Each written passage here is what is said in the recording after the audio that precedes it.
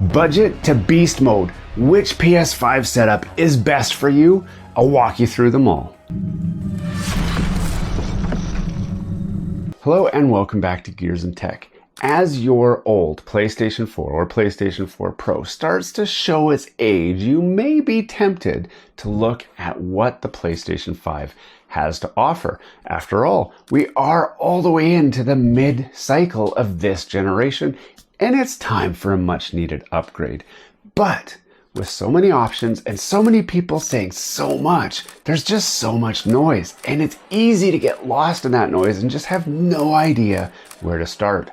Luckily, Gears and Tech has your back because we're going to walk you through the 3 builds that you can do for your PlayStation 5. And starting it all off is right here.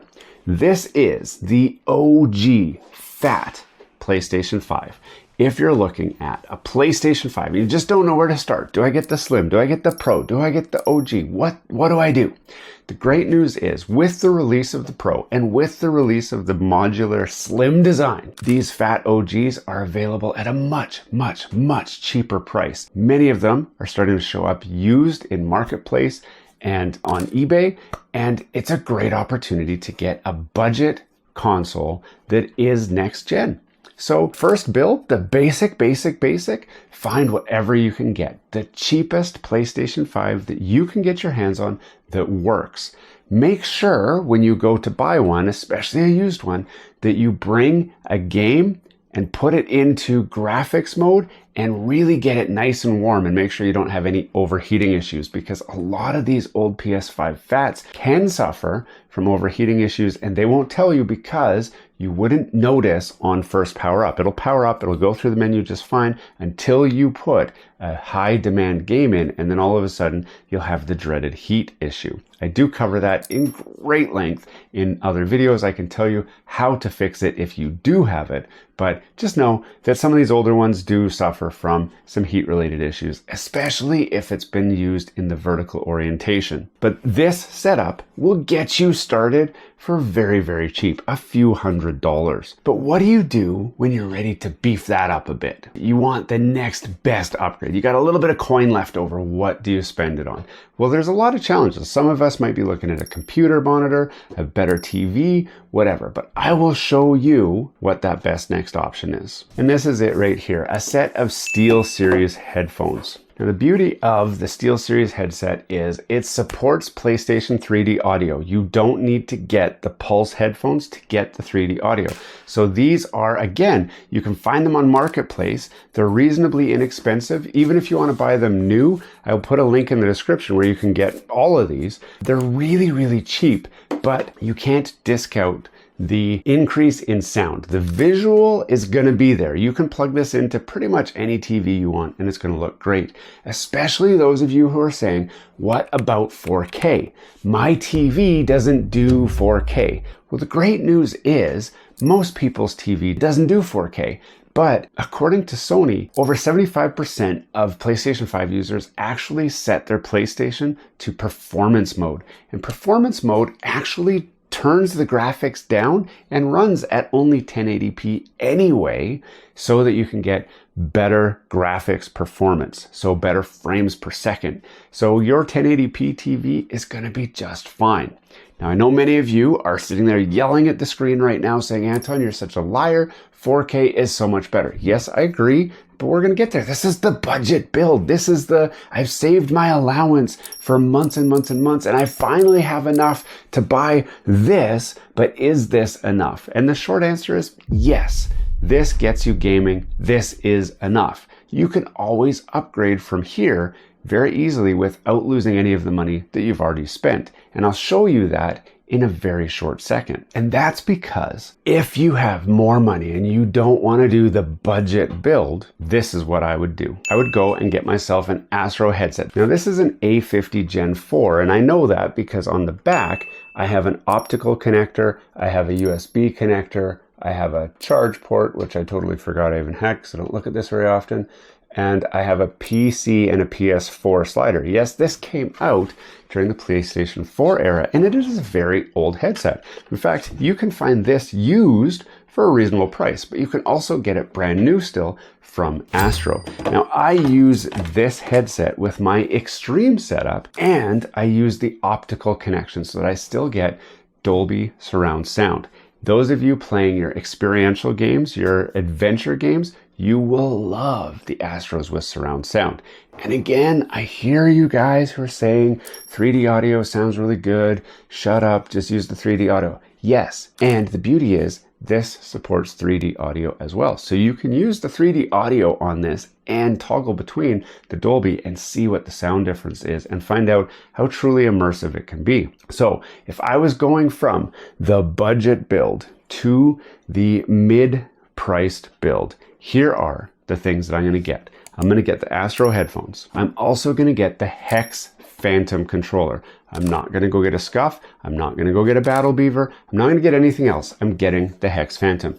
Why the Hex Phantom? I've covered this to exhaustion in other videos, but high level, this controller is exactly the same as that DualSense controller. It has the haptic feedback, it has the adaptive triggers, it has everything that the DualSense controller has. This is a great bonus for those of you who are playing those experiential games and you want all the web slinging action and feel everything. This controller lets you feel fully immersed. But when it's time to play those competitive games, your NBA 2K, your Call of Duty, all of those games, we can flip this around and suddenly we've got 4 savable user modes. We've got programmable back buttons that can record macros and button combinations, 4 of them, but we've also got this little slider here. And these sliders are great because when they're off, you've got the full adaptive trigger, exactly like that, just like what we said. But when you flip this on like that, it gives you a mecha tactile clicky trigger that makes it so that you have the shortest throw trigger available to make your competitive games extremely competitive. Not to mention the adjustable height thumbsticks so that you can set exactly the combination that you're looking for. And this controller is the Hall effect version, so it never gets drift.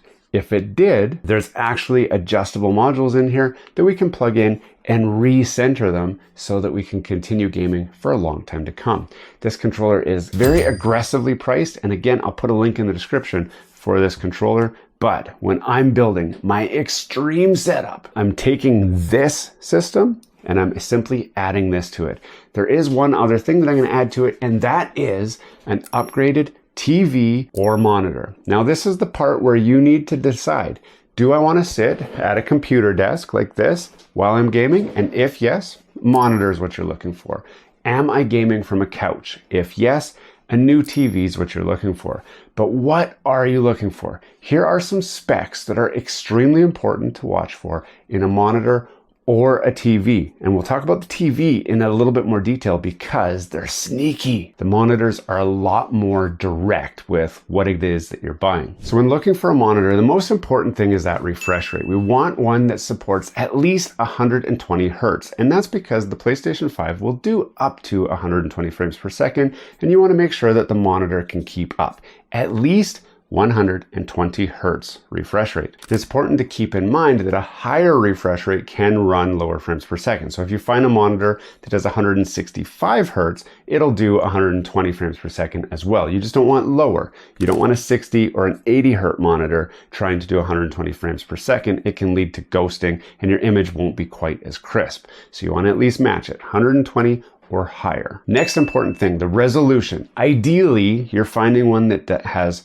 4K native resolution. And it's important to look for 4K native. And when we talk about the TVs, this will become even more important. If 4K puts you out of your price range, then at least find one that does 1440 because the PlayStation 5 will do 1440 as well, and it'll work beautifully at 1440. So if you can't get 4K in your budget, get that frame rate, but also get the 1440, ideally 4K. Connectivity, and this is a must. It has to support HDMI 2.1. If it does not support HDMI 2.1, you will not get the benefit of the PlayStation 5 in all its glory because it relies on that HDMI 2.1. And that has to do with the cable. In fact, you need to make sure that you're actually using an HDMI 2.1 supported cable as well, because that could be holding back the performance of your system. Now, there are a couple other considerations that are not as important, but are still important. The color gamut. How wide of a range of colors does it support? Obviously, the better color gamut, the better your games are going to look, because you can get individual precise colors. Not the number one priority, but definitely a priority after all the other metrics have been met. HDR. I'm kind of on the fence. HDR is awesome, especially for immersive games. But for competitive games, I think HDR actually is a disadvantage because it ups the realism, but it makes it harder to get in the action in a competitive way. So one that supports HDR, turn it on, turn it off if you want, but HDR is definitely an important factor for those immersive games. They are way more immersive with proper HDR implementation. And the last thing that should have been first is the response time. You want one with the smallest response time possible. 0 milliseconds, 1 millisecond. 2 milliseconds maybe, but not more than 2. If you're looking at 4, 6, 8 milliseconds, it's not a gaming monitor. It's probably not the one you're looking for.